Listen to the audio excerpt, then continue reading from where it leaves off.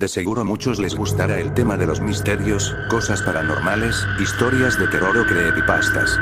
Hoy, vengo a traerles un misterio bastante bueno, espero les guste. Sin más que agregar, comenzamos.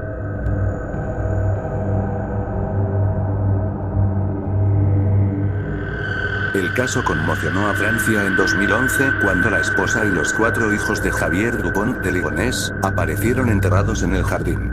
A principios de abril de 2011, la casa número 55 del Boulevard Robert Schuman amaneció por primera vez en años con las persianas cerradas.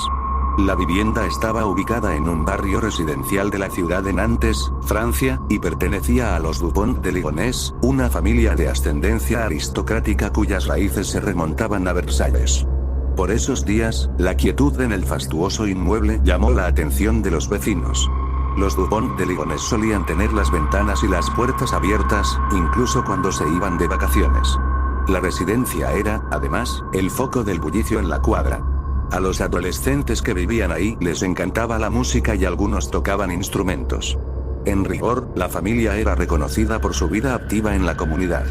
Javier, el padre, era un conde que se presentaba como un empresario exitoso que solía viajar por el mundo. Agnès, la madre, trabajaba como docente en una escuela católica de la ciudad, mientras que sus hijos desarrollaban diferentes actividades. Thomas, de 18 años, era un chico tímido que estudiaba musicología. Anne, de 16, era una excelente alumna y además modelaba. Y Benoit, el más chico, de 13 años, tocaba la batería. El más grande de todos, Arthur, de 20, estudiaba en una universidad católica cercana, aunque, al igual que Thomas, solía regresar de visita. Los chicos y sus padres parecían tener una vida normal. Trabajaban, estudiaban y se mostraban felices. Sin embargo, a principios de abril de 2011 algo cambió.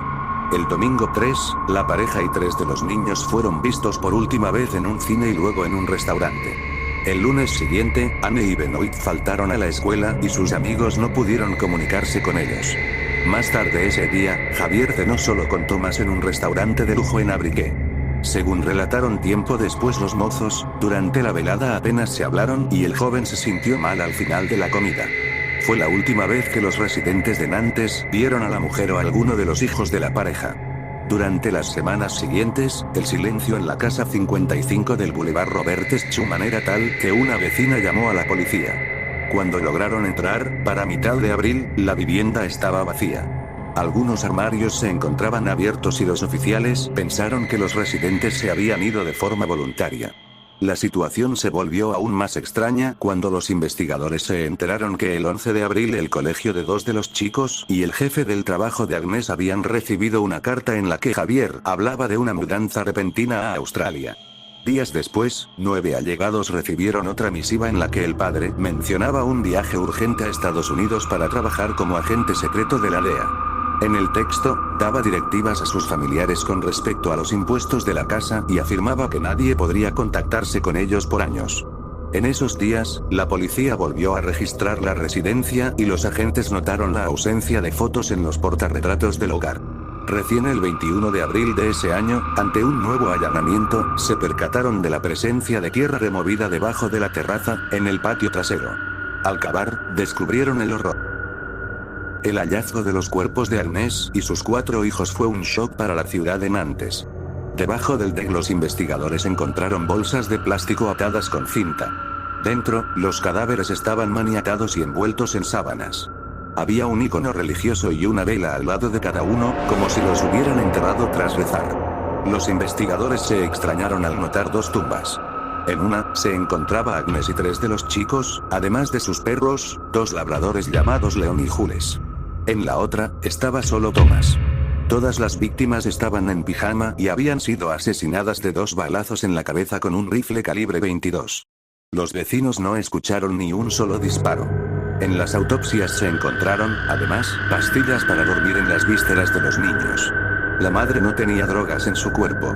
Sin embargo, los oficiales comprobaron que la máquina contra la apnea que utilizaba en la noche se detuvo después de las 3 a.m. del 3 o 4 de abril. Uno de los misterios más grandes del caso era la ausencia de rastros de sangre en las habitaciones, en la sala, el vestíbulo o el baño. Ni siquiera en las paredes o el suelo de las habitaciones. Cuando los investigadores tomaron muestras de los cuerpos, tampoco encontraron huellas de ADN. Nada que implicara a Javier, el único sobreviviente de la masacre. Aunque se mostraba como un empresario exitoso, la vida de Javier Dupont de Ligonnès estaba lejos de los lujos que habían caracterizado a sus antepasados. En 2000 había intentado mudarse a Florida con su familia, pero no lo logró. Regresó a Francia y a partir de ese año cayó en una espiral de fracasos laborales que lo llevaron a perder grandes sumas de dinero. Entre sus hazañas, intentó crear un sistema de importación de automóviles desde los Estados Unidos. Hizo un sitio de reseñas de los mejores hoteles de Francia, y hasta armó una suerte de sistema de fidelización de clientes gastronómicos llamada Carte Cristal. Pero nada funcionaba. Sabía que en poco tiempo no le quedaría plata y debería dejar su casa.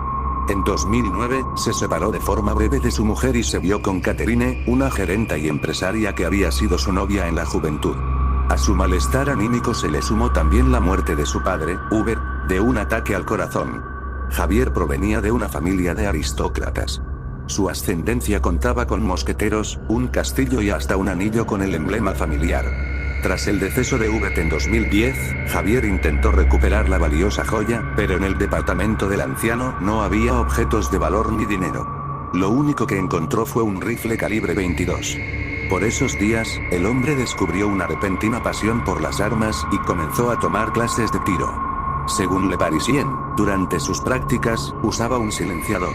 En febrero 2011, compró municiones y en marzo de ese año intentó adquirir otra pistola en una armería, aunque no pudo porque no contaba con la autorización correspondiente. El 1 de abril de 2011, compró cemento y una pala y, al día siguiente, 4 sacos de 10 kilogramos de cal. Se cree que mató a Ernest, Benoit, Anne y Arthur la noche del 3 al 4 de abril después de sedar a los chicos. El día 5, su hijo Thomas regresó a Nantes. Su padre le dijo que tenía que volver a la ciudad porque su madre estaba en coma tras un accidente. Antes de la medianoche, el joven le mandó un mensaje a un amigo. Luego de esto, la justicia supone que también fue drogado y asesinado. Javier pasó el resto de la semana solo dentro de su casa. Los vecinos lo vieron salir en un par de oportunidades. Días después, una cámara de seguridad grabó su auto y se lo vio en un restaurante, según se pudo comprobar por su tarjeta de crédito. Más tarde, se dirigió al sudoeste y retiró dinero de un cajero. También fue captado por una cámara. Parecía que el conde no quería esconderse. En rigor, comenzó un raid por diferentes ciudades del país, la mayor parte de ellas donde había crecido durante su niñez o parte de su juventud.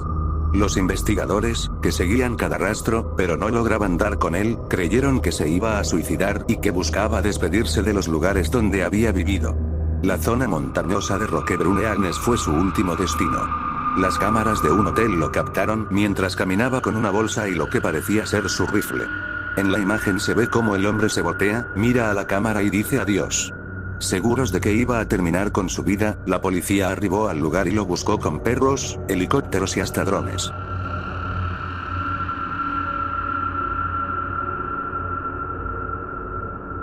El operativo duró meses, pero jamás lo encontraron. Poco después de su desaparición, una mujer cercana a la familia afirmó haberlo visto en un autobús en Versalles, Yvelines. Horas más tarde, un cliente de una estación de servicio en Les Ulis también alertó a la policía. En las cámaras de seguridad, se pudo ver a un hombre con características físicas similares que cargaba nafta en un Volkswagen Passat azul y comía una ensalada. En marzo de 2012, unos franceses creyeron haberlo reconocido en Cuneo, en el norte de Italia.